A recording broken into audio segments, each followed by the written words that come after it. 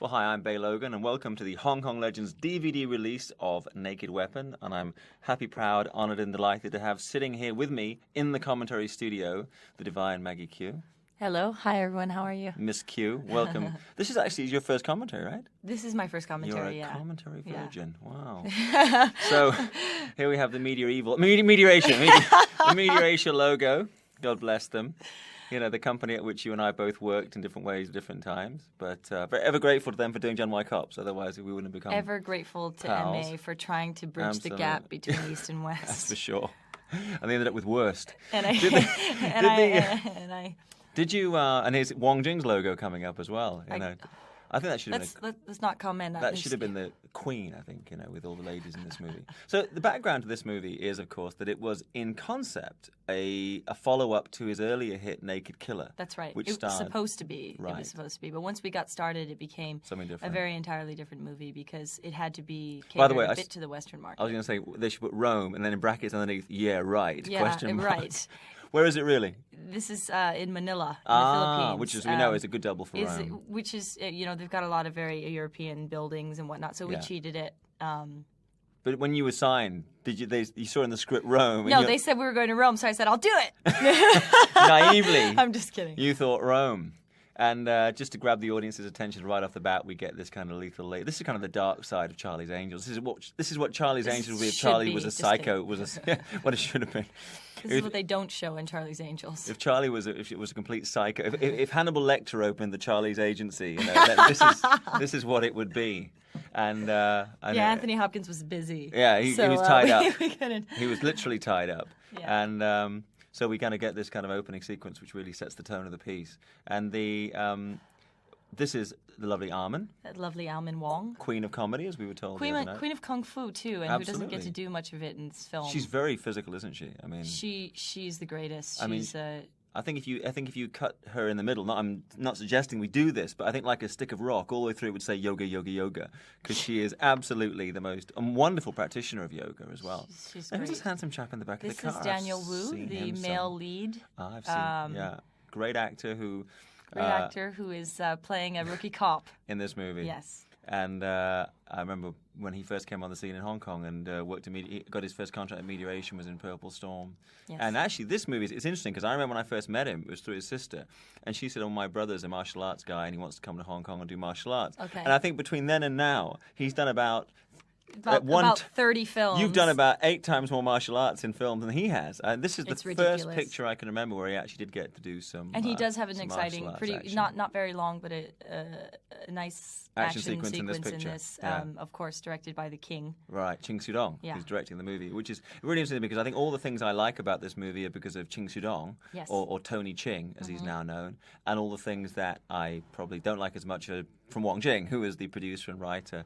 And has been described as the Roger Corman of Hong Kong, memorably. But Roger Corman, I think Roger Corman is. He's always given credit for giving the first break to Nicholson and Robert De Niro and Coppola, and he did. But when you look at the actual movies, they're all crap. Right. And I think there's some truth to be said about that with Wong Jing as well. Right. And he's certainly in this movie the elements that don't work, I think, are the stuff that he's kind of injected into it. But it's a fantastic looking movie.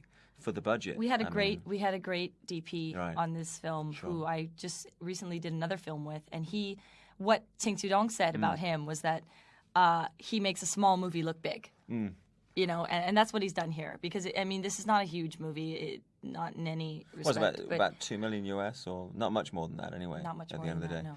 And it's interesting because I remember I have had people come over to try to sell their films in Hong Kong, and they've shown us their trailers for their $2 million American movie. Yes. And it looks like it was shot in somebody's living room.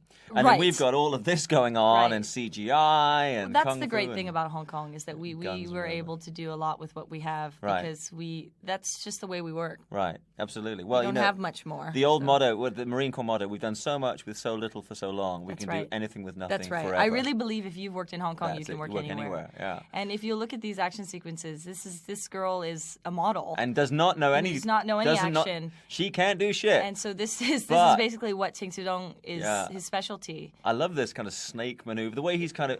Sometimes when you have Chinese traditional martial arts in a modern setting, it can look kind of goofy. But he really knows. He's such a master. He knows how to blend it. Yes, he does. Yes, and I mean, I think he is, of all Chinese men I've ever met, bears the most passing resemblance to the late, great Elvis Presley. I mean, he is the king. In every way, shape, and form. In every way, shape, or form. His hair, I think, is the biggest tribute.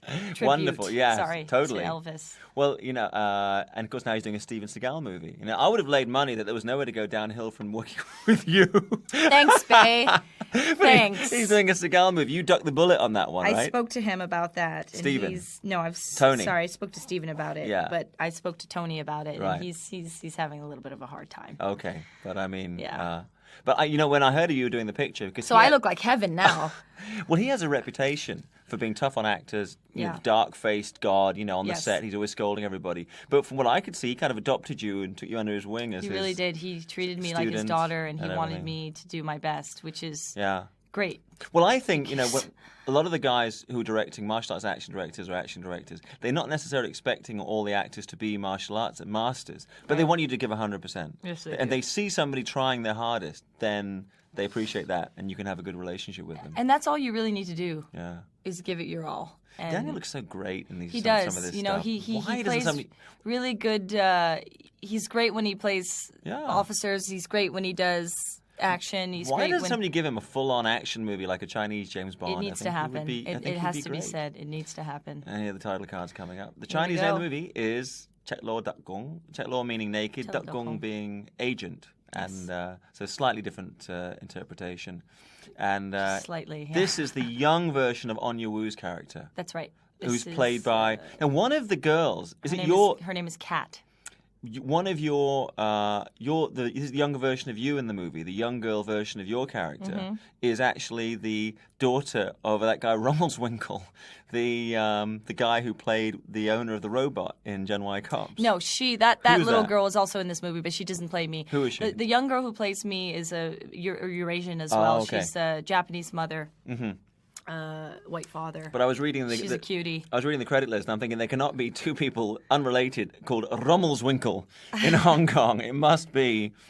I can't remember the guy's character name because there was Cameron and the other guy. I don't think they needed names. But...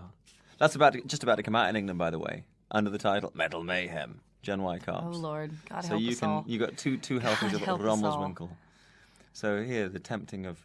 But the premise of this movie, I think, is really smart. And I think the premise is really smart, too. As far as execution goes, like we said, we didn't have a lot of time and a lot of money. And there was more work to be done, even when we started. But we just didn't have the time. But I think between the first draft script that you showed me and what was shot, apart from one scene, which I think still should not have been done, there was a huge... jump. So to what do you credit the fact that you managed to... Well, I mean, when I got the script... To be honest, when I got the script, I said no right away. Right. I didn't like it. Yeah. And they called me in for, sort of a script meeting with Wang Jing and with the big boss of Media-Asia. Right. And we sort of went over it and we sort of went, what can we do to make this better? And they thought it was fine already. And there was a lot of back and forth. There was a lot of fighting that went on. Good fighting, and creative fighting. Yeah. But it happens in Hong Kong where it's not unusual to exploit women in films. And I was highly objective to that because to me, I'm sick of it and I won't be a part of it. And so that was one of the reasons why there was a lot of creative differences. Let's put it that way. Well, I think when I look at the rationale behind that, I look at some of the people making films, and Wang Jing is probably one of them. In the days before he was a successful director and producer, I don't think that guy was getting much action. So he's getting revenge now on all the women who turned him down. So you never see a Wang Jing movie without women getting abused, including this one. He still managed to get some in under the wire. That's right. Because I think it's like his revenge against womankind for treating him the way they did in his younger days. I mean, he has his ideas of what he thinks what I'm sure he thinks the male population would like to see.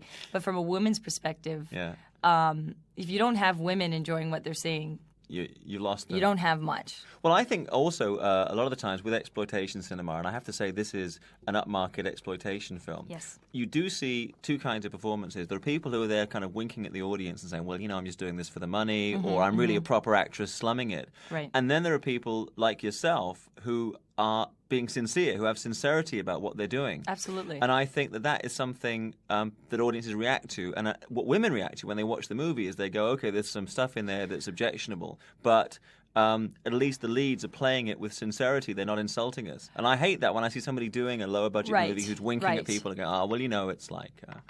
well, this is just what, I've sort of been put in this position. I have to do what I'm doing. Absolutely not. You do what you choose. Right. And once I fought to get a scriptwriter in from LA to touch up. His name is Andrew Liu. Right. And we fought for him to be on the set every day to rewrite dialogue that just was not right. And that was one of the things that I think helped a lot. Totally. And that was brought to the film, because without that, it would have been worse off than it is. Worse, yeah. But what was his background, Andrew's? He'd done some other titles before this. He was a producer mainly in LA. Right. He's also a writer as well. But I felt really bad for Andrew, because he was sort of working with a script that, was really not something that he wanted or had a passion to do, but it was something that he had to sort of fix. And I think the other thing is we have to explain, people perhaps aren't aware of this, that the style of filmmaking in Hong Kong is much more like Commedia or something. They basically have their idea of what each scene, more of a scene breakdown, and then on the day, the scriptwriter will sit in the corner, Wong Jing normally will sit there writing away whatever he's going to say, then hands out the sheets, and everybody says and those lines. And if you're an actor and you care enough about what you're doing, you get it at that last moment, and you think, there are things I'd like to touch up, there are things I'd like to change. And then through your own efforts, you have to go through it again with a scriptwriter and say, okay, well, this point has to be, because nobody understands your character the way you do. Nobody should. Right. And a lot of people, sometimes they just don't care enough, and the problem with this film is that I think I cared a bit too much. And really tried to bring it to a new level. And it was hard, but at least we brought it to a level that was presentable enough. And I think that particularly it becomes difficult because you're not normally dealing with these issues in an air-conditioned office in a padded chair. You'll have been working 12 hours. Oh, you're working Come 12 back in again. To 16 hours. Somebody gives you a sheet of script that's completely unusable, and you're in the middle of this humid, horrible environment. It's not like I'm going back to my trailer and going, well, meet me in my dining, and we'll go through this. We're sitting on street corners. We're sitting in dirty offices or dirty, Oil Street in North Point, where we shot the action sequences that are coming up in the middle of the movie. It's a hellhole. Right. I mean, I came to visit. It really was. It's awful, and you're working in those conditions under the pressure that hey, it's your responsibility to make this look better. Nobody's going to watch this film and go, oh, that dialogue sounded so bad. Maggie must have been given a terrible script and had to make do with what she could with it. Absolutely not. They're looking at me and going, oh, Maggie's doing a terrible job. Yeah, and I think audiences actually think when they watch a movie that the actors make up the lines, and they should think that. I think it's You're terrible absolutely right. when the craft of filmmaking pays attention to itself. Mm-hmm. That's why I always think it's a shame now there's so much attention on CGI effects and so much attention on specific things to do with the movie, or maybe camera movement or whatever. So the audience is taken out from the film for that moment. It becomes like a documentary, and they're going, "Oh, isn't that a clever line? Isn't that a clever this?" Shouldn't. If you look at traditional Hollywood filmmaking, they didn't pay attention to themselves. It was storytelling was the main thing. Yes. This guy impressed me. No, he really, because he's very sincere. He's not a great guy, Argentinian, nice man. Sort of. Most of the guys you meet hot, that size, hot guy. I believe him in the Speedos. I remember I came. We were in Manila, and I came to the set the first day, and it was 400 degrees, and they had rented out this little house for us on the beach so that we could have a place to change and shower or whatnot. And I was sitting there going over my script, and this muscle man walks in, and he's like, "Hello, everybody," and I went. Excuse me? Who the hell is that? You did the female equivalent of Schwing. And they said he plays Bull, which is Al Min Wong's right-hand man as far as the training goes. And whoa. And to my surprise, he's a really nice guy, and he really put a lot of effort into the film. Because it has to be said that not all of the guys who are built like that are the most charming. No, they're not. They're usually complete idiots. He was such a gentle. Be honest. Well, I remember we were on the set at Oil Street, and somebody was wearing one of the grips, one of the sexually androgynous first ADs was wearing. As we have in Hong Kong. Universally, was wearing a Che Guevara T-shirt. Right. And this gentleman started. What was his name? His name is handsome Argentinian guy. Gave me a long rundown about the life and work of Che Guevara. Good and I Lord, was like, what was his name? And I was, well, let's call him Che too. But he did a great job. Here we are, 6 years later. 6 years later, this is our entrance. Absolutely, your introductory. Where are we now? We are still we're in Subic Bay, which is 4 hours outside of Manila. We had to drive 4 hours. Do you know what? It looks hot. I bet it felt like death. Hotter, yeah. I mean, and these poor men in the camo and with the guns. Yeah. I mean, at least we were wearing short shorts and tank tops, courtesy of Wong Jing. Yes. And sort of, this is... no ifs, no ands, just buts. Right. But it was like, they again, production value here far in excess of what you'd see, I think, in an equivalently budgeted American movie. And I mean, TV you might get, because it's $1 million. This is the sort of training that the girls are going through, which is not only physical, they're learning about anatomy and... They're learning about computers and... I was impressed by this, actually. Cause, any tool that they can have at their disposal. Right. You can never have too many tools at your disposal. Well, have you been told that, Babe? No, because never. Nobody's ever said that to me. But anyway, this actually impressed me because they had the fact they were actually working with a cadaver, because that's actually a training method the Israelis used, the Mossad, who were like for many years the most feared secret service, and they would have a dead body and they would start breaking up doing all this stuff. So somebody was doing their research. And, of course, teaching them how to be women. Right, absolutely. Which they wouldn't know because they were taken to this camp when they were about 11. Now, this is great. This is kind of a butt-a-thon, and I think it's remarkable that you and Armin come out way ahead when you consider that Armin is like, a mom, and she's just a babe. She is, isn't she? She's and she's an Asian supermodel, really, so... Yeah. And I think probably the best... She really led the pack in that. The best representative that Hong Kong could have. The gun training was the best. Would you enjoy it? I enjoyed it so much because, for some reason, it came very easily to me, which I don't know why that is. My killer instinct. You were just imagining it was. I'm not going to fill it. I'm not going to say the names, but anyway, you were firing away. I was firing away, but we had to really assemble, disassemble, and and it was just. Everybody says you're a pretty quick study physically. I was for some reason. You're going to give models a bad name. You're going to give models a bad name. Can act, can load a gun, can do kung fu. I think Ting Tudong's actually scared that I loaded it so quickly. Because you saw that us four were sort of lined up there. Yeah. And when they did the angle that was near the camera, it was a different formation when we first started. And whoever could speedily put together and disassemble and shoot and everything they were got in the closer foreground. To so he said, Maggie, just get in front of the camera. And everybody else just hurry up. And I went, that's going to help with their concentration, you screaming at them. Absolutely, yelling and This screaming. is a beautiful scene. Isn't it nice? Absolutely. This is Lei Fei. Yeah.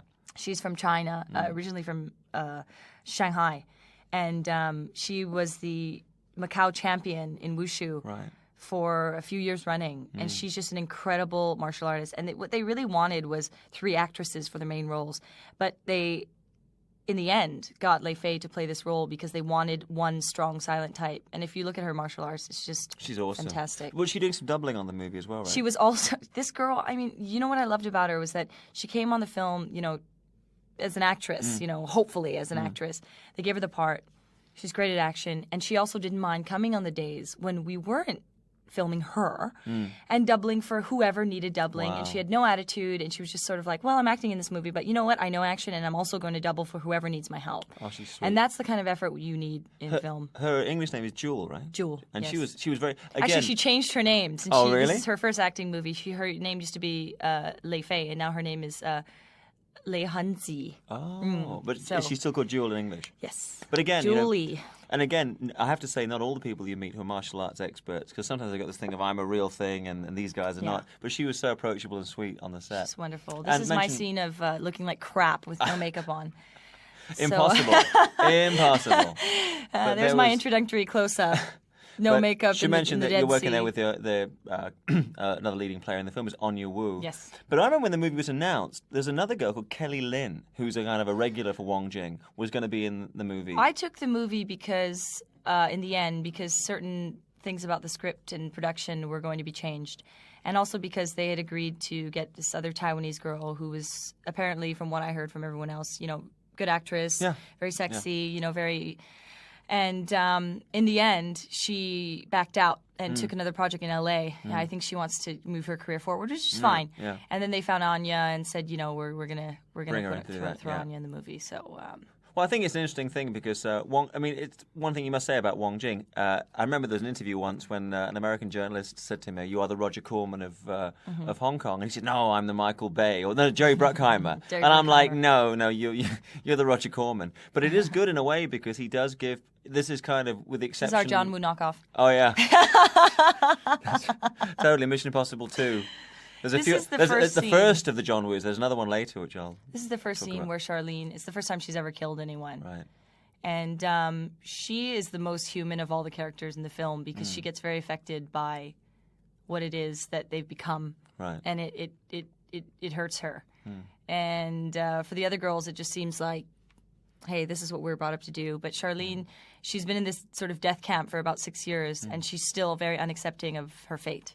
And I think always in a film, when it works, the lead character is the conscience of the film. If you move away from that, you have problems. That's why you get something like Triple X with Vin Diesel. No one cares because he's not the conscience. He doesn't go on a journey. That's right. And I think that the films, particularly action films, if the central character is the conscience, then the audience feels something. This scene in the original script was a lot more and a lot different to what it is now. Well, they wanted this to be a lesbian. sort of lesbian love scene between Charlene and Kat. They're supposed to be best friends, and they're in a very strange situation. They've been brought up together, and they do have this love for one another, but I had to literally fight tooth and nail to get that out of the movie because it was just so tacky and so inappropriate and not a friendship that people would respect and value. And if you watch the film to the end, which we were being forced to do today, absolutely, you'll realize the Argentinian guys in the corner. In the end, how much stronger it is after what happens in the end. Yeah. You really feel more for the love that they had together, which is a friendship love, and it doesn't have to be a physical love. And I think that. Well, I think whenever you do cinema, whenever you work on films, it's always a collaboration and there's give and take. When I look at the film, I think you won one and you let one go, in that there's another scene later that we would like to have out, but that's still there. But then that's movie making, and anybody out there who thinks that it's a cop out, believe me, if you can even get that much accomplished on a movie, that you can get scenes changed that radically, you're doing well in Hong Kong, particularly if you're an actress. Girl power. And the other story I would like to talk about is the DVD sleeve, which was quite an accomplishment. Oh, my Tell them about that. When the sleeve came out. We originally they had this idea for the poster of Naked Weapon, which was where we wanted your sort of naked bodies or backs or whatnot, and I refused to do it. Just because I have respect for myself and for what I'm doing. I'm an actress. I'm not a porn queen. Yeah. I'm not a sleaze. And they said, okay, well, where can we meet in the middle? And they said, well, can you do this photo shoot where you're wearing very fitted clothes? And what we'll do is we'll camouflage your entire body, so that they can't tell what you're wearing, and we'll do it as a silhouette. I said, fine. So in the end, I guess they didn't make as good a movie as they wanted to. Theatrically, didn't make enough money on it in that department, and so they sort of said, I'm sure in their minds, well, let's make the DVD look as provocative as possible to up our sales. So what they did was they computered my clothes off from that photo shoot that we did and slapped it on the first cover of the DVD, and then I inevitably sort of said I would slap them with a lawsuit if they didn't take it down because. Which is funny because I remember actually, you asked my advice on that, and I was mentioning it to some other people in the business, and they said, she'll never get that done. There's no way. Right. And I said, this woman's half Vietnamese, and they beat the crap out of the Americans. And, exactly. So don't underestimate Viet Cong power. Don't count her out just yet. They'll find napalm in their ice cream. Yeah. And indeed, you did get the cover changed. I got the cover changed. Girl power. There was nothing I could do about the first shipment that they had. Anyway. But you work so hard in an industry, like I said, that does degrade women in a certain way, and work so hard for so many years to not have that be your image. And trust me, in Hong Kong, they are completely trying to force you into that light of, she's a girl and she's sort of cute, so she must be sleazy, she must be this, she must be that. Right. And the effort to come through that is enormous and ridiculous. And I think it makes it all the more special when you have people like you, Maggie Cheung, Michelle Yeoh, who have obviously succeeded on their own. Fighting against that. Yeah, and have succeeded on their own terms. And I think that Hong Kong womanhood deserves better role models than they've had in the past, and they're getting them now, which is good. And Armin, again, really, I mean, she covers so many bases. She's a mother. And she's still sexy and gorgeous. She's got her own business. She's teaching yoga. She's never succumbed to the sleaze. Never. She's never. And it's really easy to do. Yeah. There's money to be made in that respect. And if that's what you want, fine. But we're fighting for something much different. And if you sell out, the one thing you can never buy back, no matter how much money you make, you can never buy back integrity and absolutely self-respect. Not. But the this is the first scene that we see the chemistry between or the supposed chemistry between the two leading ladies. Kat was sort of raised as a tomboy, as you see her in the beginning. Yeah. She was the fighter. She was abandoned. She lived on the streets. Yeah. So she has this sort of paternal instinct when it comes to Charlene. She wants to protect her. She knows that internally Charlene is not as strong as she is and cannot handle what it is that's happening to her. So as you can see, Kat becomes sort of a protective older sister. Right. And has a very, very deep love for Charlene. And Charlene, in turn, has that same love for her. Right. And I remember actually coming to see, we'll talk about it a bit later, coming to see you guys doing a scene together. And it was in a horrible set, and I kept hanging out. Because this is the horrible set that we're seeing right now. And actually that building, in its earlier incarnation, had been an artist's commune kind of place on Oil Street. And then the government, in their infinite wisdom, moved them all out. And it can be rented by film companies. That's a bit of an oxymoron in itself. Yeah, absolutely. So there we are. And but speaking of oxymorons, where's and this sequence was in this kind of it was death ring kind of thing. That you see this in all the American B movies. They have like a kind of a ring of cage matches. This is the final test for the girls. This is. Right. Before this fight starts, one girl is supposed to come out of this on top. If I had $10 for every time in a Hong Kong or in a Ching Soo-dong film, there's a spinning fan with a light behind it. It's great. But he's got a certain style, a certain kind of a sinuous, sensual nature to his action. If you just saw 30 seconds of a Ching Soo-dong action scene, you know it was him and nobody else. That's right. Because you got the combination of wire work and also the grounded stuff. Now, the interesting thing about you is that you are very fast study physically, but in terms of classical martial arts training and like going down to study, you actually had done relatively small amount of training prior to this movie. And this scene right here absolutely killed me. We did 6 days of action on this movie in a place called North Point in Hong Kong. And it's this terrible, awful, rundown, nasty building. It looks nice on screen, which is amazing. Yeah, when you think, what the hell? There were no windows in this place, no ventilation. Imagine the girl on the right there, who's kind of like buttering up to lay, is Monica Lowe. Monica Lowe. Who's another Canadian. She was a Canadian. I think she was Miss Chinatown in Toronto or whatnot. Came to Hong Kong, started modeling, and started doing a bit of movies. She's actually very funny in this movie. She's very sweet. But this location looks wonderful on film, but it actually is hell on wheels if you actually shoot it there. It was absolutely hell. I think it's where Satan lives. My favourite story about that was when I came on the set to visit and I had a book with me, and you said, "Hey, what are you reading, Bae?" And I gave you the book, and then you promptly sat on it because there was nowhere to sit that wasn't covered with soot, gunk, and slime. And to get this effect of this sort of soft grey, the lighting with there was about 10 smoke machines, and it was so awful. Nobody could breathe. This is the scene where Charlene decides she knows she's going to die. She takes her own life because she wants Kat to have a go chance. On, to have a chance. But there was and the other thing, of course, that makes the environment particularly unpleasant, I would think, is that none of you at any time were really wearing a huge amount of clothing. You got the kind of the tank top and shorts here. We were covered in black. Later, the scene you did with the teddy, which I remember I came on the set, I thought, oh, hooray for Hollywood. But it's like now the supporting cast. You got this kind of mix of different racial backgrounds there. Yes. Who are these? These are models and people. This girl, actually, really funny. The girl that I fight right here. Yeah. She's an extra all the time, all over the world in different movies. And she was telling me her worst experience. Being an extra was in India, in Bollywood. Oh, really? Because she sort of had to get dressed, and in India you get dressed, and when you come out of the changing room, you have to start singing and dancing around because they're all musicals, and they can't tell how you'll look, in the film unless you're dancing and running around. So, and she went, the hell? What do you want me to do? I said, can you just dance around for us and sing? Yeah. Just to show them the moves. Right. Oh, God. So Charlene has defeated the first girl. Right. And these two, two are action girls from China. Right. Beautiful girls. Yes, they are. And they're action girls, and let me tell you, they kick ass. They kicked my ass. You worked, up, down, girl. And sideways. But I remember Ching Soo-dong was really pleased and impressed with you. I was actually here for some of this. And the thing that your background is, of course, that helps is, first of all, you're young, which I think it is easy to learn new stuff when you're young. But secondly, you have an athletic background. Yes, I do. What were you doing in Hawaii? I was a cross-country runner. I was a swimmer, and I did track and field. Right. So I'm lucky that I have the physical foundation to where I'm able to learn. And I think in some ways, it actually, from my experience, it's a lot easier if you have somebody who's physically capable to teach them martial art for movies. Whereas if you have somebody who's got a very classical background, not necessarily in wushu, wushu is actually very good for film because it's like based on opera and lots of other beautiful. things. But like karate or any of the other styles, you kind of have to unlearn. I think unlearning, it's like if you have to do a movie with broken English. Right. Unlearning English is a lot harder than teaching somebody how to say phonetically. Yes. How did you find being up on the wires, which is the wires killed me.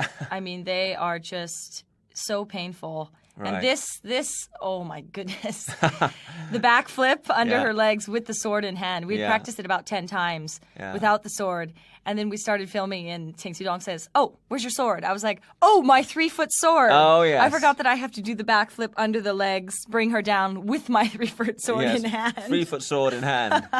What are you complaining about? Well, that's a different element. Finally found a 3-foot weapon in Hong Kong. And they certainly got the medieval weapons coming out there.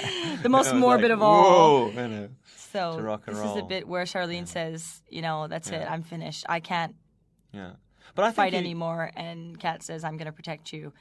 Which at this time seems futile because there's only supposed to be one winner. Yeah, there can only be one. Yeah.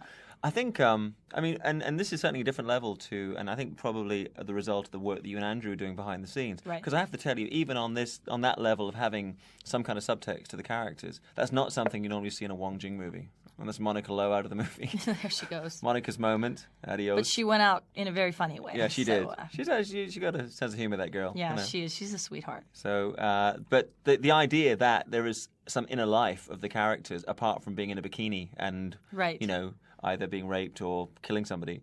This is a major, and I think this film.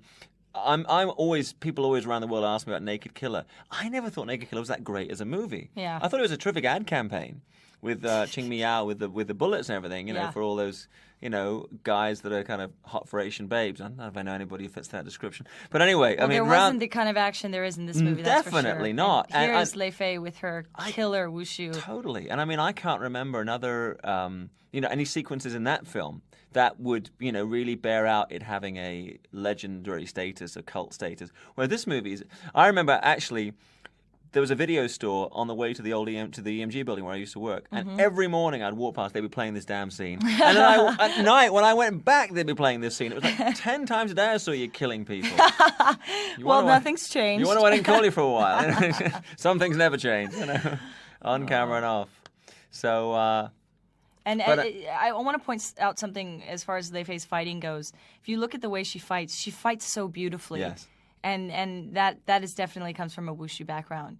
And the thing about her is, when you see her in action, her face is so totally committed, and she's so mean-looking. But off camera, she is the nicest person, and so she is the sweetest gentle doll. and sweet. And I was so surprised because I think one thing they do get from wushu is this whole thing about how to acting, whatever. That must have. Tears to her ears. I'm telling you, we were covered from head to toe. We were black and blue. And you would be working like how many hour days on this? 16-hour days. And then you'd have a break. Then I'd be able to go home and sleep for about 4 hours and be back on the set. And there was the famous day they called you in 2 hours early to this set. My God. Empty. Call me to any set 2 hours early and I wouldn't have been as mad as I was that day. But this of all sets. But I just had no energy. I looked like this. How I look right now. I'll tell you what, there's no one. That was me when the cameras weren't rolling as well. There's no one who does beautiful and pain quite like you do. Tell them the story about your trailer. When you went. Oh, what happened was we were working on this set. By the fourth day, I would come into work just dying, and we had no place to sit. We had no chairs. We had these plastic stools that you couldn't even lean back on, and it was so awful. And one day I was so tired, and they had to fix the lighting for about an hour, and I said, I need to sleep. So what I did was I went to the wardrobe department, threw out all the clothes from the suitcase, climbed in, and shut it. And woke up in Guatemala. And the best part was none of the wardrobe people knew I was in there. So one day, Ate, she walks in, and she opens the suitcase, and she goes, ah! I there was a dead body stuffed in there. The worst thing would be they come in, they start talking shit about you, and they go like, right, they're that Maggie, she's terrible. Yeah. And there I was, and they had a heart attack, and it was so funny. I laughed so hard, and I just said, "Can I get some sleep?" And they said, "Sure," and they zipped me up, and there I was. Oh, that's slept so for an hour. Sweet. But this is like, if I could excise a scene from the film, this is the one that got away. This is and the several one that people shouldn't have been done. Said. I mean, the only rationale I can say about it is that I suppose, having seen this, I think the execution was bad. Yeah, it could have been done in a more. I understand what they were trying to do with it. I understand that they wanted to, like, sort of up the horrific experiences these girls have had in this camp, and when they get out, why they want to get so far away from this character, Alma's character, Big Mama, they call her, Madam M. Sorry, and. P.S. It was Big Mama when I got the script, and I just went, please. Cannot be. I mean, it's gonna be. So this is the rape scene. Yeah. And there must be. It must be. I mean, there must be any kind of love sequence must be very hard to shoot, but particularly one always like this. Is. Yeah. This scene was. It was awful. It was absolutely horrible.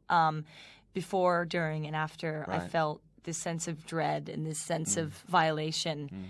And I remember leaving the set that day, and I couldn't even sleep when I went home because I was just so upset. Right. Yeah.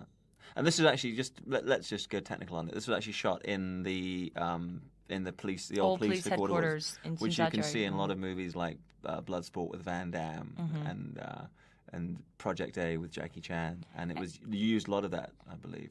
When we were doing the scene, actually, they wanted Alman to walk away, but I thought if we were going to do something so sick like this, and you were going to get the depravity of this woman, right? We're going to have her sit there and watch it. Yeah. I literally just cried my eyes out in the scene. It was so awful. Sure. And the men felt so bad because they maybe they have never worked with someone who can act, but they really felt. I mean, they were really upset about it, and they said, they kept repeatedly apologizing for having to touch me and push me and slam my face into the table. And when this scene was done, I had the biggest sort of black eye that was centered on the side of my face from them slamming me onto this oak table. And I remember Ting Sudong came up to me afterwards, and he got on his knees and he said, "Maggie, I'm so sorry. I'm so sorry. I'm so sorry." And I was just in tears, and I said, "It's okay. It's for the film. What can you do?" Now, this footage we're seeing now, I didn't actually think they would actually put this right at the beginning because it was footage that was not originally shot for the trailer. The teaser for Khan. And I saw the teaser and I thought, wow, they've got something really, cool concept cool going on looking. Here. Well, and I still believe it's the case. The last scene doesn't reflect that, but I mean, in general, I think they did. And this is actually, but I didn't know that they would actually edit this in exactly as it was in the teaser. They even kept the little flashcard at the beginning when it explains about the characters. It's kind of odd to have that in the middle of a movie, but it kind of works. This was shot in China, in Shenzhen. Right. This building right here, this old abandoned building. Oh, sorry, it was torn down, and they're trying to make it a new building. So it had sort of no reinforcements around it, and we could have just fell off at any time. It was awful. Now, I think you were telling me there was a different team working on this. Different promo team, different cameraman. Yeah. And a different experience, I guess, doing that than finding... It was. Actually, when we shot that, Ting Sudong and I did not get along. Really? When I first met him, we were... Chalk and cheese. Yes. Right. Really. I mean, I came onto the set, and he expected so much right away. I didn't even know what was going on. I didn't even really know if I was interested in the project. And we're doing all this action, and, he thought, dumb model, sort of thing. And I just went... In my own mind, I just went sort of, screw you. Same thing I thought when we started if you give me the dumb model look again, I'm going to kick your ass. I mean, that's how determined I was to sort of break the stereotype that goes on. And I understand why it's there. I absolutely do. But, I would felt that I was willing to work for it. But, to me, it's like if you have somebody where you have to fight and win their respect, it's worth more. It is worth more because Ting Soo-dong and I are so close now. Right. This scene is... I had to have training for 2 days to learn how to dance like an exotic dancer. Well, actually, I wanted to talk about this because I was talking about this scene the other day with Brian White, who I believe you know is the Grubenführer at Medusa, and he said he really wanted to do this scene, and I said to him, Brian, I didn't know you could dance like that, and then he explained to me he meant as the other guy, and I said really, and he lobbied for it. I mean, when I say lobbied, I mean like dragged out of the building by security, you know.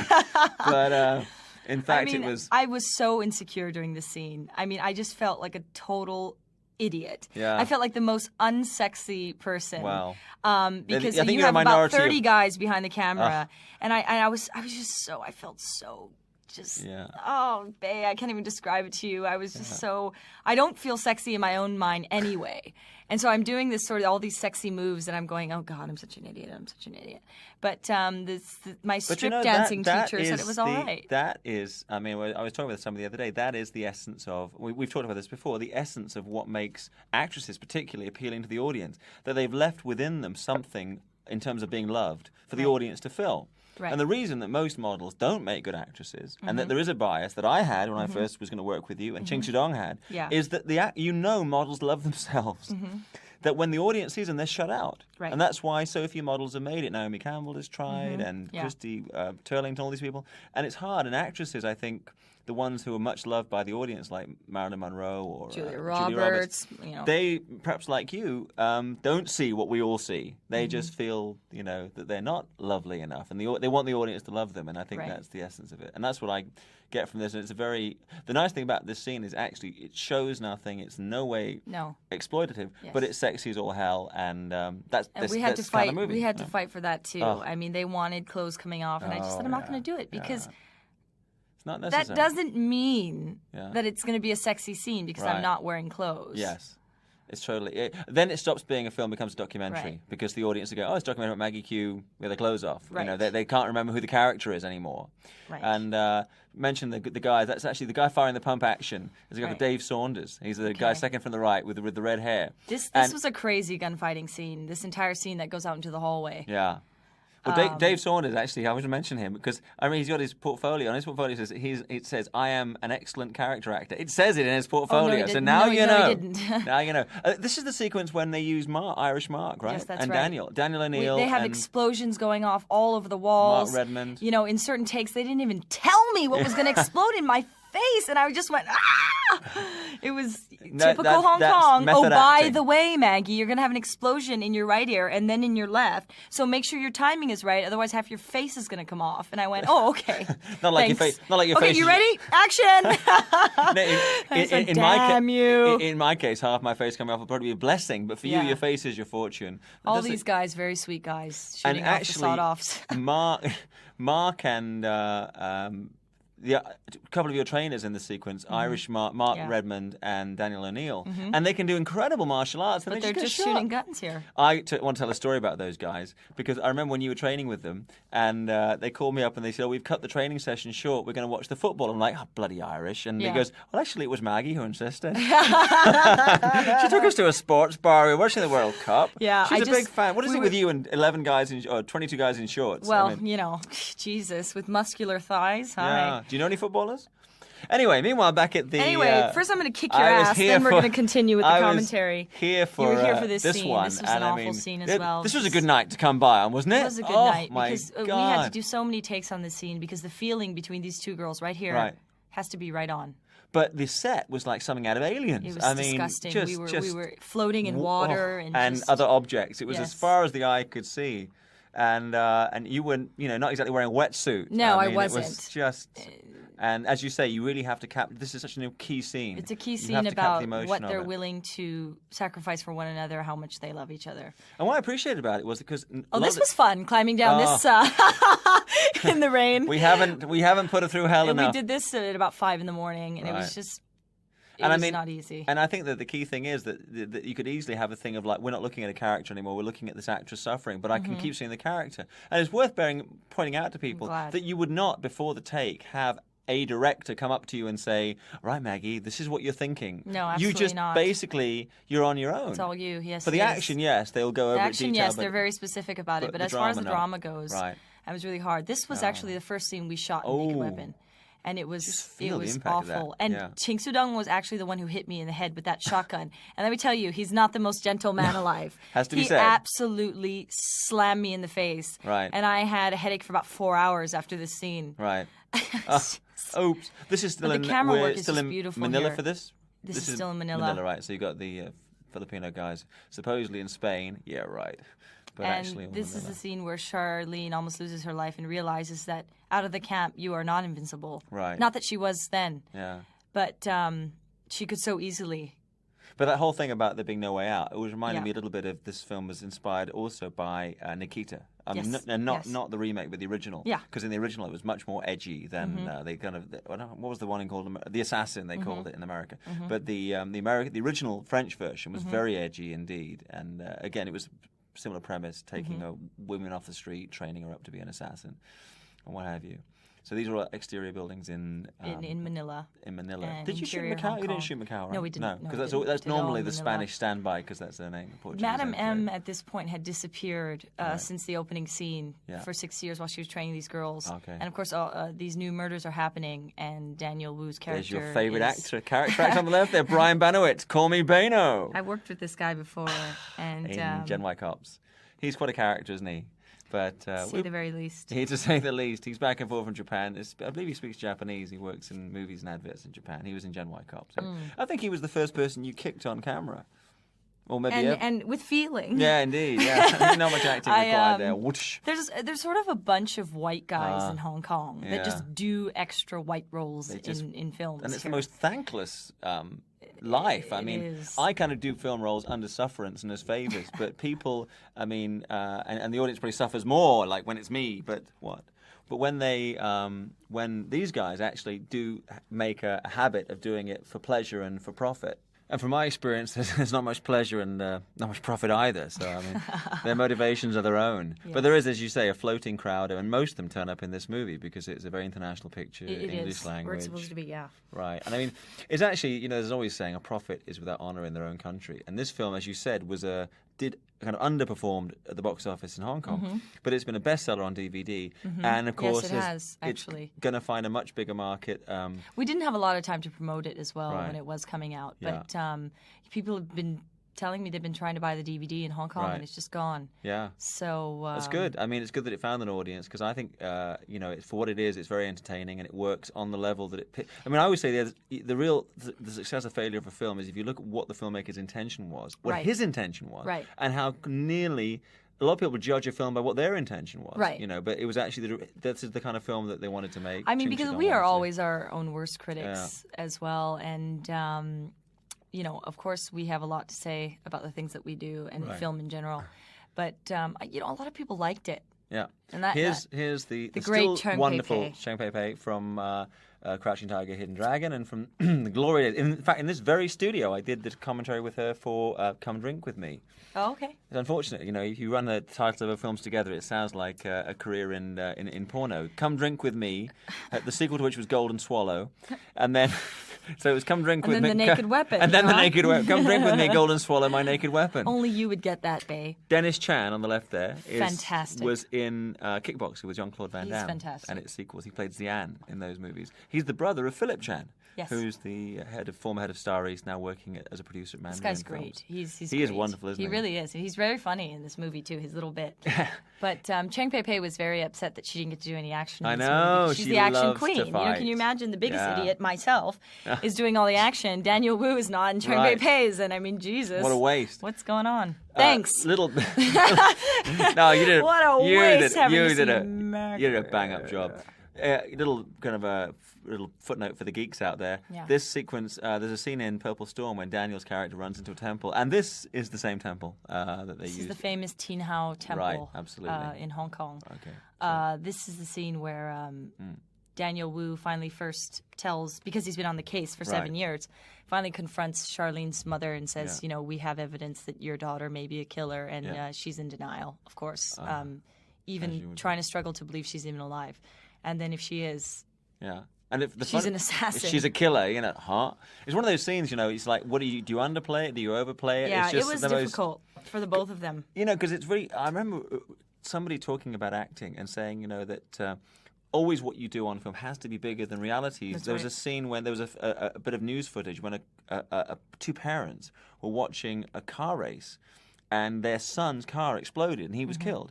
And the camera was on them at the time. And they had no reaction because their emotion was short-circuited. It was just so unbelievable. Right. But in film, you couldn't do that. No, absolutely The audience not. would say, oh, they're not acting. Why aren't they don't care. They don't care, right. So it would read totally differently. So you have that going on. But again, beautiful cinematography. Beautiful. And this temple was hot. Now, this location, this is kind of inspired, I believe, if that's the word, by a very similar sequence in the John Woo classic, The Killer. John Woo is Ting Sidong worked closely with him. He did some of the action. He did action on The Killer as well. Yeah, right. But there was a sequence at a dragon boat race. And another friend of ours is in this movie. Another person called, somebody Woo's in this movie. Anya Woo, Daniel Woo, and we have Carl otherwise known as Carl Woo, is in this sequence. Yu-Hon Sun, there he is. You can see a little dark cloud following him. The first guy in the suit is the son of a very famous actor. It's Johnny Guy. Or this white man in the suit is Cameron somebody that we worked with as well in Gen Y Cops that we did 3 years ago. Yeah. I saw him the other day, and he's kind of pumped up a bit. Please don't tell me about that. No, he's been he looks like someone's blended James Cameron and the Terminator. Good Lord, I didn't even recognize him because his hair was red in Gen Y and it's blonde now. Yeah. So I was, ignoring people as usual. As usual. Preoccupied with what I was doing. Getting the job done. And I walked by him and he goes, well, hello again. It's me, Cameron. I went, excuse me?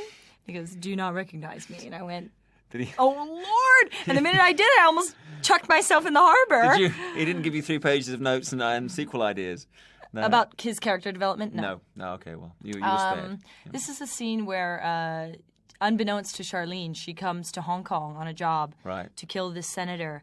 And her mother is a guest of honor at this ceremony. Right. I guess her mother's a diplomat or something. And they see each other for the first time coming up in 7 years. Charlene is now a woman. And last time she saw her daughter was when she was 11, little kid, 12 years old. Now, the sequence here... And Daniel Woo is here trying to find her, thinks that she's going to show up, and he's right. Was the Dragon Boat race actually going on, or you shot... No. The Dragon Boat, they shot that when Dragon Boat was happening. Yes, and then when we're seeing the other angle, that's just shot at... on another That's right. time But we and did place. have the dragon, That's the nice. Drums, all this. Nice shot, Very cool. Very cool. I mean, their ideas were very cool. Yeah, and I mean, if it's a choice of watching you kill somebody or Chow Yun-fat, I mean, Chow Yun-fat's cute, but no, sorry. But it was like, Thanks, but babe. very, I mean, I think that's the first compliment I've gotten all day. Give it time. The day is young.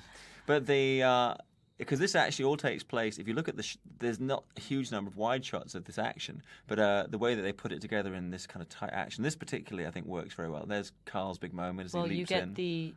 You feel the heartache and everything comes to play in this scene. Where she's been, what she's been through, totally, and she doesn't know where she's going. Right. She was not planning to see her mother ever again. We were mentioning Carlton. I should mention the reason we're kind of giving him play is because firstly we know him, and secondly he's the son of Yu-Hon, Richard who's a very famous Cantonese comic star. Yes. And the boys in green running to the rescue there. And then manly as they are in their greens. And this is I think this is something that you only see in a Hong Kong movie. Climbing into an ice cream truck. Well, the encounter in the ice cream truck. Yes. It's like something that.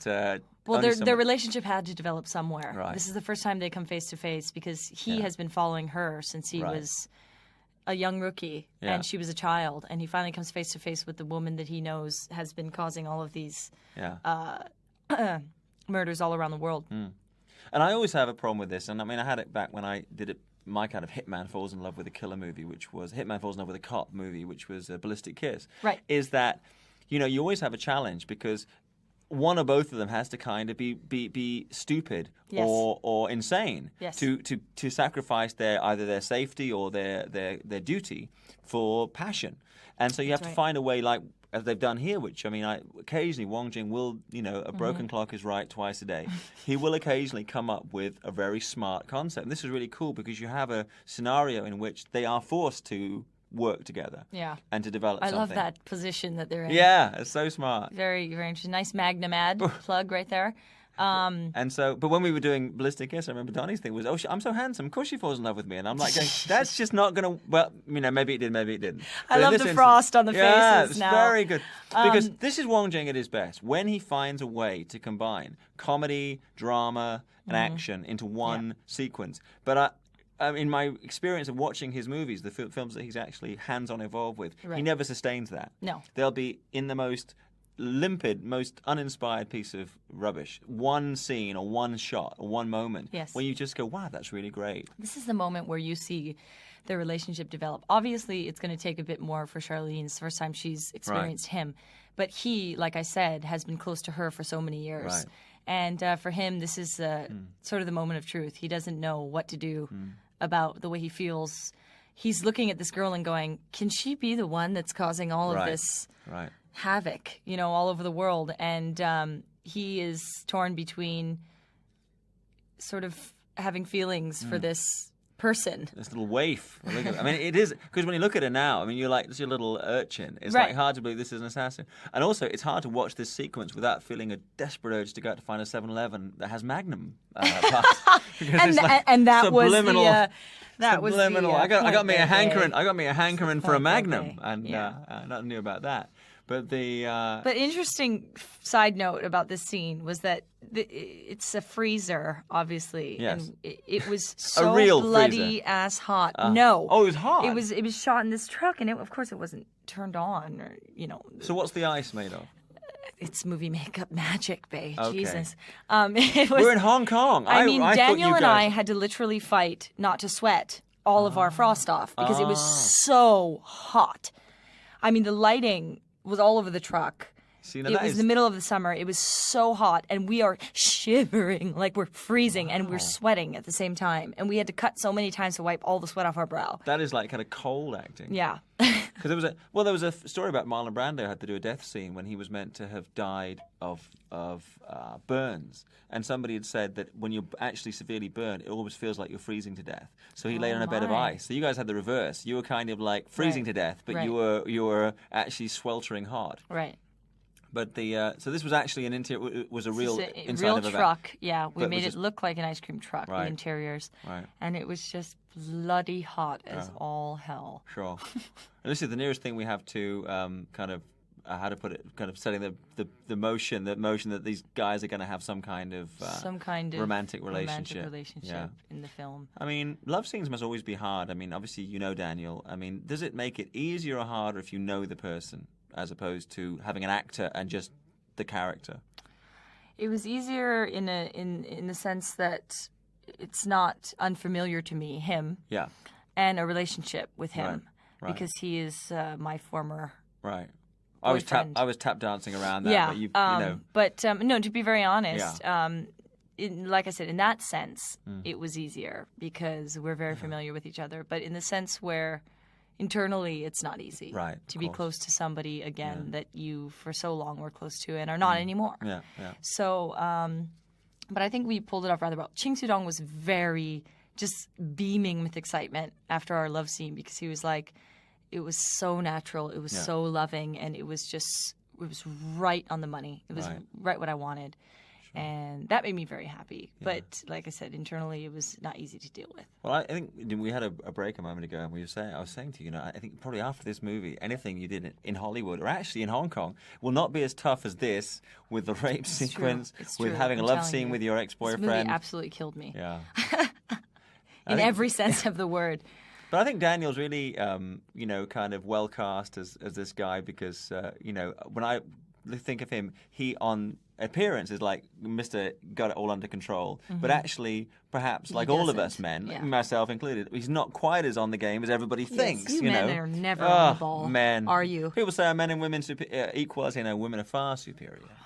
You're so right. But he and I still believe that Daniel is, one of, if not the finest young actors of his generation. And I just think it's the industry's fault. It hasn't risen to the occasion and said, here we have somebody who is a successor to at least Tony Leung's, right? Or maybe even someone like Chow Yun-fat, and given him better roles and better films. People have said that before, that he's very Chow Yun-fat like. Yeah, totally. And I think there are two problems. One is the industry and the path that they've given him, and one is the management. Right. So I think that Daniel has been mismanaged in the sense where I think that he has a lot more to give. Yeah. Than what he's been given, and we may get to see it because he's still young. And we will. I do believe that we will. I think Daniel needs to be given the chance to show us what he's got. And this actually is the first movie, and we actually now we get to see him go into action. And finally, by my reckoning, this is actually the first time that we've actually seen him do a real sequence. In all the years he's been doing films, and of course he was a former wushu champion in San Francisco. Yes, and he was a teacher as well. Indeed, alongside people like he taught Russell Wong. In California. He taught him. He trained him for Vanishing Sun, the TV. He trained him. Me, right. Yeah.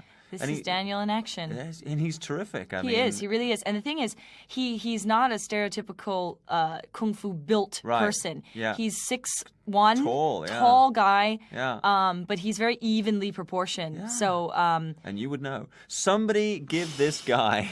Somebody give this girl a tissue. Somebody give this guy a full-on action part because I think he can really. Well, he delivers on an acting level and he delivers on an action level. And he can take a hit, which is something he can fall through glass, which not all cool. martial arts guys can do. But the old WWF coming in there, Jewel just goes for it, doesn't she? This girl kicks butt. Let me tell you. Jewel's a good name, and here she is. Speaking of girls that kick through the glass again. Yes, the great Q.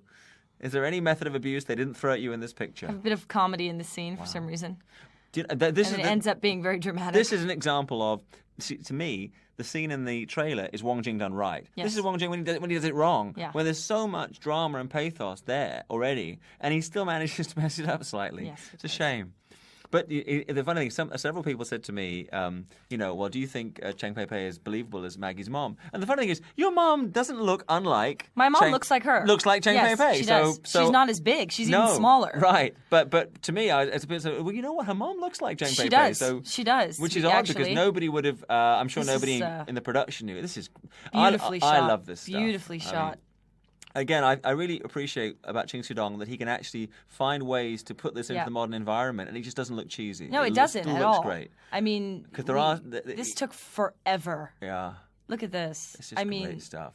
It's beautiful. You're right. It is traditional fighting, sort of in a modern setting. Right.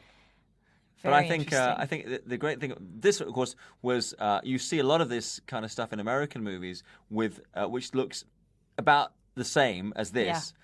I mean, this was actually before Daredevil. Daredevil has something very similar to this. Does it? Yeah, in fact, almost exactly the same. And I don't know who saw who. Pretty, yeah. All right. And I'll just put ourselves on the Hollywood level. Anyone looking at this on a legal level, actually, it was Maggie Q that said this and not Bay Logan. But it could well be that they copied us. Because they do watch a lot of Hong Kong it's very movies. Likely that anyone who worked on Daredevil is going to be listening to this commentary. Actually, it's evident to me that many the Hollywood filmmakers have watched volumes of Hong Kong film and taken ideas under the sure and certain knowledge that these films will never get the same kind of distribution as the American pictures will. Right. But I think it's fair game because, I mean, the old saying, all writers steal and great writers steal from the best. Right. And there's this kind of like back and forward of ideas from east to west.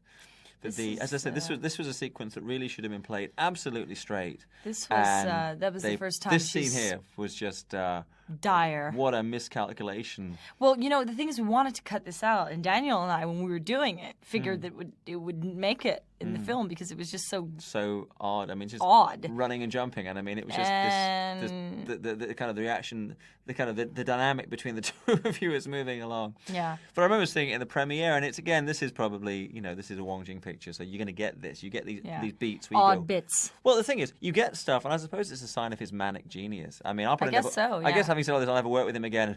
Thank God for that. But it's like you stop for petrol. It's like but that manic genius can give you something that's brilliant, and it can give you something that you go, where did that come from? And I remember at the premiere, thinking, where did this come from? But it was like, and then kind of mom is in hospital, and then the tone shifts, and I think, if I remember correctly, the love scene follows almost directly on from this. Yes, because she has to leave her mother. The police are at the hospital, and she's worried about being recognized and whatnot. So, So the whole thing goes on from there. But it was like, there's other ways that they could have handled the dynamic, and I really think it would have been... you're absolutely right. I mean, there's no question about it. And I always think that sometimes you sell the audience short. What I felt was missing was some kind of face-to-face reconciliation scene between the mother and the daughter, and we never really... It was very quick. Because she was injured, and you had to... But you're right, there were so many ways that we could have gone about it. And I look sweet here, don't I? You do.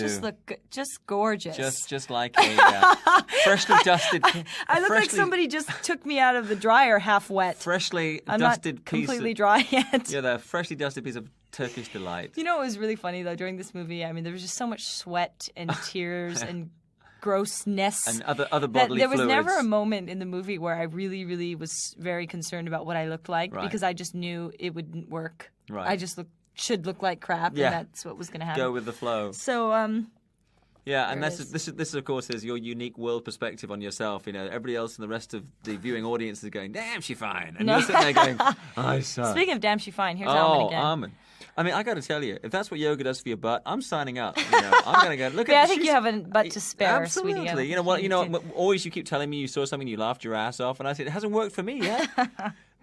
But. You know, actually, I'm going to take you up on your challenge because, I mean, apparently yoga. We're going to yoga. I'm taking you to power yoga. Okay, I'm game. So this might be the last commentary from me for a while, folks.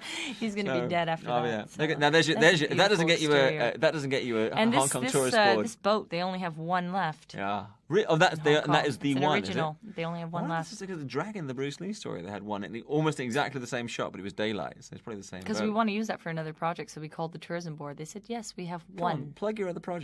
Tell us about Love Asia. We're producing a Sports Illustrated Asia. All right. All Asian women, 10 women from all different Asian backgrounds. Yeah. And that's going to be hard to sell to you, as I can see. Yeah. And I think we're thinking of shooting it in Hong Kong and if you want to show the world the different dynamic we have here. And if you want to order one and you're listening to this DVD, then you just write in to Brian White at Hong Kong Legends, and Brian will hook you up, okay? Because he and Maggie I'm going to send 10 to Brian. Guy, Andrew Lin, again... Great. You know the weird thing? I've mentioned this before on commentaries. The more evil the villain, the nicer the actor. He is the nicest guy alive. Totally. I swear to God.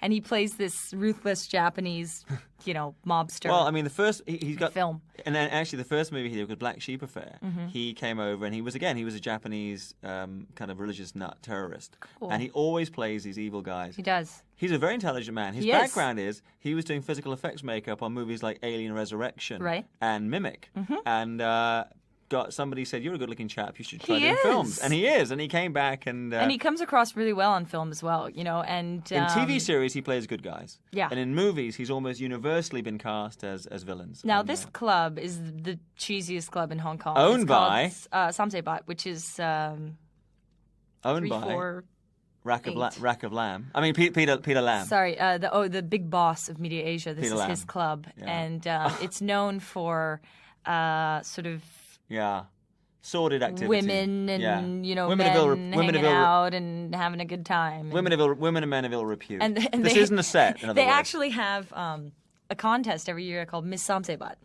And that's the name of the club, Samseibat, which is and they have photos in the club of previous winners. Oh, now you see that I had no fun with that when I was would there. Make you feel pretty damn cute, though. You start looking at them and you're going, oh.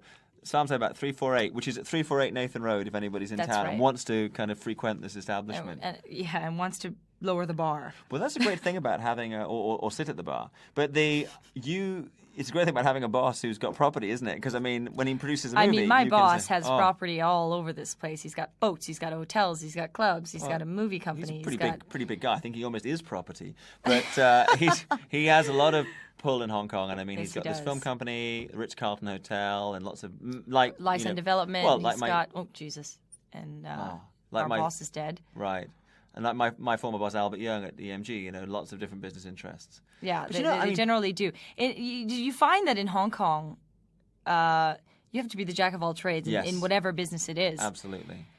And it's I mean, I guess a lot of people get into film because they want to make artistic statements about the nature of life and drama and everything, or it could be because that's where all the hot chicks are. I don't know. I think that's what it is. I'm trying to figure that one out. I think that's why you're here. Trying to figure that one out myself. This was fun, jumping into the garbage truck. Into the trash.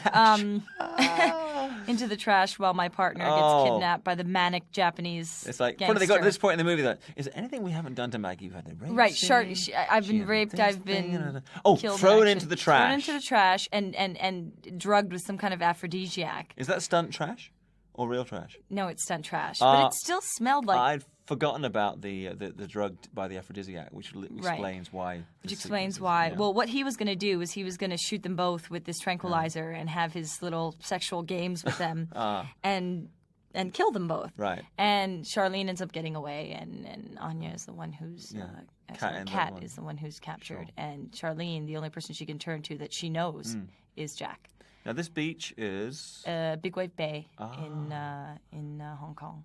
Well, that's what the ladies call me, Big Wave Bay. But that's the when I pay them to. This is or Big Wave Biff, as you're sometimes called. Biff Loman, as I'm also known. And the POV shot there from. And they cleared the set for this scene. Right, quite right too. On Daniel and I's request because we wanted our privacy. Yeah. And I think it speaks volumes about your professionalism, both of you, that you came in and can do a sequence like this. Given the background that you both have. And this kind of kissing tongue thing it's supposed to be wild. She's kind of drugged up and and he's going, what the hell is going on? But as all men, he responds. No matter what it is that's going on, it's like, well, all right. He's up for it. Right. Because I think he had sort of deep-seated feelings for her in the beginning, and then, this happens. But there was one line here that, again, was kind of like a brick cheesy. Dropped from a second story. When he says, I'm not supposed to be doing this, I'm supposed to be on a case. Right. And it was I'm a nice guy. And Daniel had so many problems with that line. He goes, this is just so gay. How can I say this? But I think, one thing about you and Daniel in this that I think really saves the day is that you have to play it straight. We do. As soon as you start winking at the camera, the audience doesn't have a relationship with the character anymore. I think as well, we both felt very vulnerable in this scene for many reasons. Yeah. And it came across well as far as the relationship between the two of them. Sure. And I love how he just drops me in the water, forgets, and then almost kills me. Yeah, exactly. Another Wong Jing cat. That's such a man thing to do. Well, I mean, a matter of interest. To what extent was Wong Jing on the set and hands-on with this? He wasn't. So all of it is Tony, is Ching Sudong. Yeah, interpretation and Andrew. Of the script. And Andrew's stuff. And Andrew. Yeah. I mean, but to Andrew's credit, he had to interpret a lot of things that he didn't exactly agree with. And he was given not too much room to play with, but just enough room where he could fix it to where it'd be watchable, but not fix it to the point where it would be what he would like to see. Sure. And I'm sure that was hard. I think one thing that I'm looking at it and realizing a lot of this stuff, probably in one of Ching Sudong's period films, I'm not talking about the action, but the drama stuff, is as broad as this. Yes. But it plays better because they're wearing the old-fashioned stuff. That's right. And you've got that kind of the morality of those times. And I think he's transposed it here. This is really a modern equivalent of one of those Wu Zhongpian. Right. And so you get that... some of the stuff plays a little, a duff note. Quirky. Because the modern audience is looking at modern people and they're going, well, wait a minute, But I think that when you do a love sequence, the best thing you can do is come across and communicate an honesty to the audience. You've got to feel the love between the two people. The characters. You've got to. Totally. You've really got to. And, I've seen no end of Hong Kong movies where you could tell the actress was incredibly uncomfortable with what she was being called on to do. Right. And it pulls you out, and basically, first of all, she's had to go through that experience anyway. Yes. But now she's even lost the audience because they're going... We're not looking at an actress anymore. We're looking at We're not looking at a character. We're looking at an uncomfortable actress. This too, as well, is if you think about it, maybe people do or they don't. But this is the first time Charlene has ever made love to a person that she's loved. And she's never loved anyone. I've got to say, the last time I saw a couple of that in the surf, it was From Here to Eternity, and I've got to tell you that Burt Lancaster and Elizabeth Kerr have got nothing on you guys.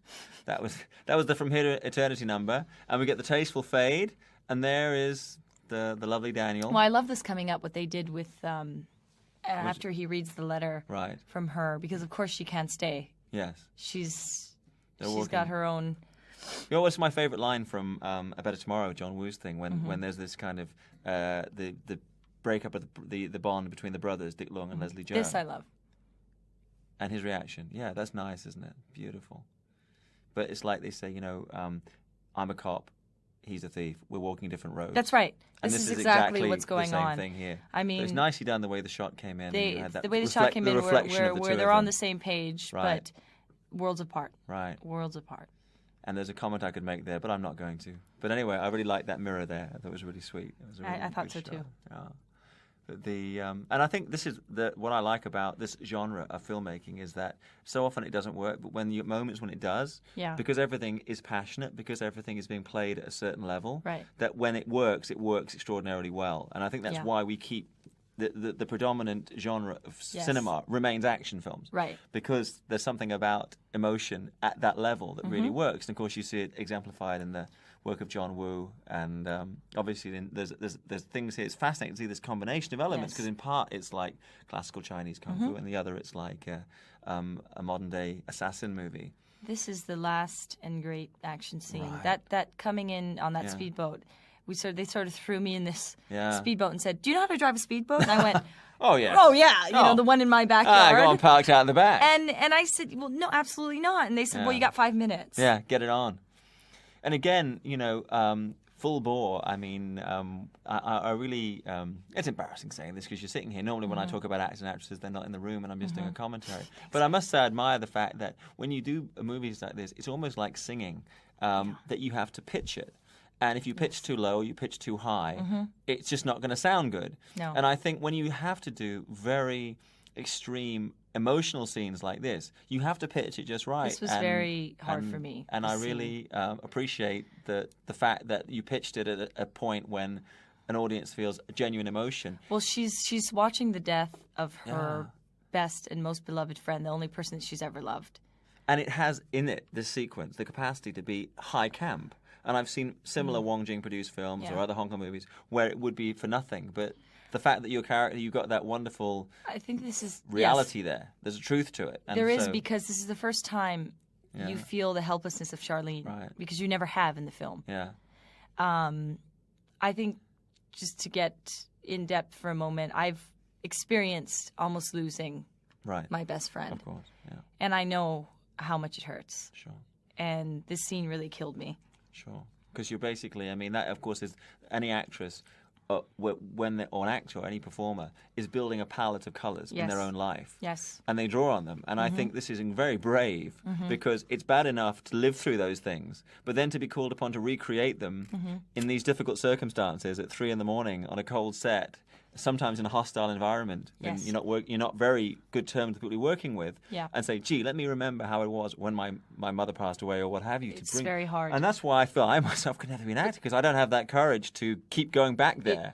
The payoff is that, you know, when I I have friends who saw this and they said they really, really cried at this scene because they felt that pain. Sure. I mean, it's like, as I say, I mean, this is distilling different documentary narrative and narrative filmmaking. Narrative filmmaking is really finding the truth in the drama. Yeah. Documentary is the drama and the truth. Yes. And I totally feel with this, even in this exaggerated environment. And Andrew, I mean, I think what Andrew I really admire about him, he always plays his over-the-top characters, but he just plays it straight, and he's never winking at the camera. There's some other Hong Kong actors who I've seen who do that. I mean, Simon does that sometimes. I mean, when he plays it straight, Simon's one of the best actors in the world. But I've seen him in innuendo films where he has winked, and I just then you're not looking at the character, you're looking at Simon or whoever in the movie. Yeah. And I remember sitting in the studio that we're doing this commentary in. They did all the sound mixing and Kinson did a fantastic job. Kinson Zhang, who's credited, did an amazing job. This is the best sound I think I've seen. Shot for beautifully a while. too. Beautifully shot. Shot beautifully. I mean, Ting Soo-dong, a lot of people complained about this last action sequence because they said it got a little bit too fantasized. Extravagant. But he wanted to go out that way because this was the last and greatest this is the fight of her life. She is basically out to kill. And I felt as the fight for progressed, revenge. Yeah, and I felt when I watched it in the dubbing rooms next door, and the first time I saw it without the final mix, that part as the fight progresses, there are sections of it which are happening in her mind. Yes. So if you get that, you're going, well, okay, well, you know, in that kind of intense environment. Yeah. if people have ever been in the ring, boxing or fighting, what the things you experience, if you told an ordinary person, they would go, well, that's impossible, but it's not. It really happens. And we shot a week on this scene. We actually even had to go back for 2 more days to shoot even more action for this last sequence because he wanted it to be long enough. But the hate that she's feeling at this moment. And I mean, the fact of the matter is, I think if you'd had a film that had been entirely like realistic action for the whole movie, and suddenly, as happens in Hong Kong films, they start going all kind of Matrixy for the finale, that wouldn't be acceptable. But the reality is, this has been established from the very first sequence that these people are in a kind of, it's the dark Charlie's Angels. Yes, and it if is. you accept the fact that in this kind of world that people do have enhanced. The thing is, the wushu athletes, they get 60-70% of this without wires, without special effects. Yeah. The difference is that we're using actors, so we have to use some other technique. But people say it's unrealistic. I've seen people do stuff really close to this without, in reality, wushu performers. So it's just horses for courses. But I think it's an amazing end fight sequence, and I'm really buzzed and jazzed that the people in England, the audience, will get like, damn, you fight there, girl. Look at that. She's ready to throw. She's pissed off. I can't believe anybody. If anybody ever messes with you again, just send them this fight sequence as a little SMS, like a little not SMS, as an email attachment. Yeah. Let's say, you sure you want to mess with me? Check this out. No. And then, you haven't seen Andrew Lin lately? No. Yeah. We have. Andrew's back next week. Bless him. He's been doing a TV series in Taiwan. Nicest guy. The Manta style. That kick right there that he did at me, he actually kicked me he jumped off a ladder. Right. He was about 6 feet away from me in the air, and he came at me, and Ting Sudong says to me, Maggie, don't move. I went, don't move? Right. He's coming at me with his shoe, from 6 foot in the air. Yeah. And he just went, don't move unless you absolutely have to. And I went, unless I absolutely have to, how do I know if I absolutely have to unless he hits me? Yeah. And he was like, well, we'll just see. And on the third take, he actually absolutely slammed me. And I was in tears. Oh, man. I mean, because physically it was so painful. I have not cried from physical pain in so long. Yeah. I mean, it was just awful. But he felt really bad. That was enough. He was but I mean, the thing about Andrew is he would feel bad because he's such a sweet man. And, he felt so bad. He went, Maggie, I didn't mean to. I said, I know you didn't mean to. I remember seeing this in the screening room, thinking this is a really wonderful sequence. It looks like something from a much more expensive film. Yeah. And again, viewers, I should bear in mind if it was two, it was really two all in. I mean, with prints and advertising, it was $2 million for this movie.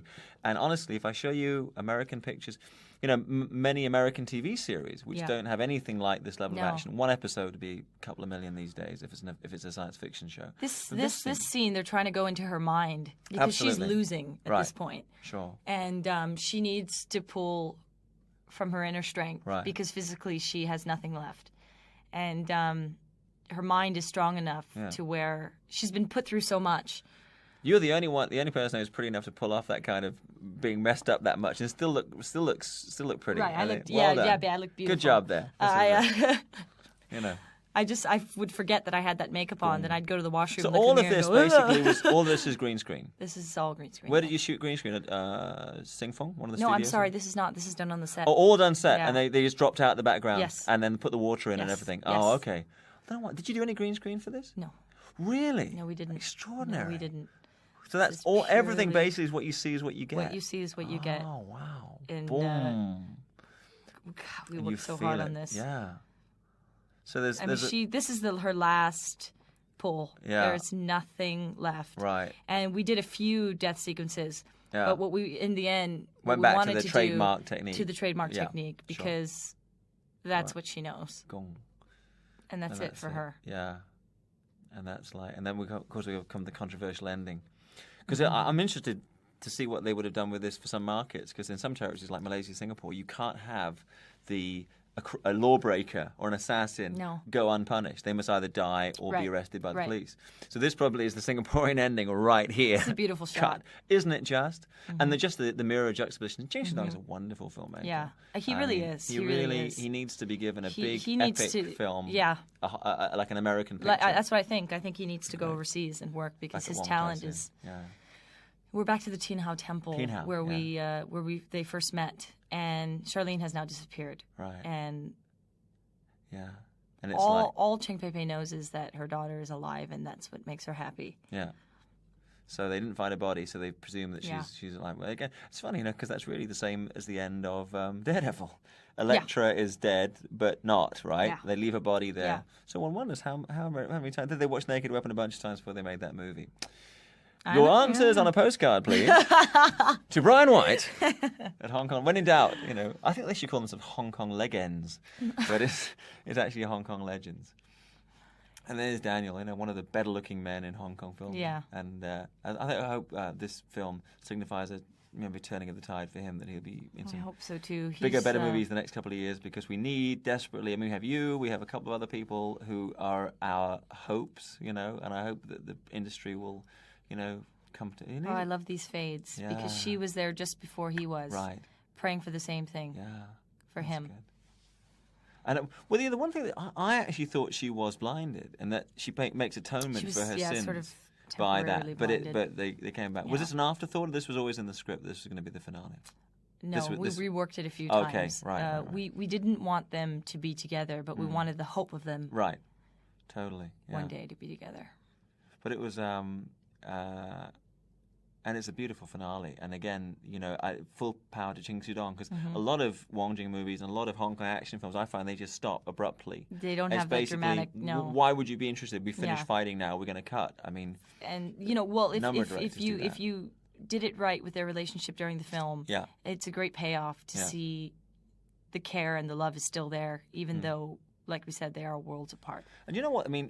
For all its limitations, this is a beautiful-looking movie. I'm so glad we're going to do some theatrical screenings with it in the UK, which is nice because now, unfortunately, the primary market for Hong Kong films is DVD and television. Of course, for Hong Kong talent, directors and actors, they're getting a lot of work in Hollywood on big Hollywood movies, American pictures, but that doesn't necessarily help us that much. No.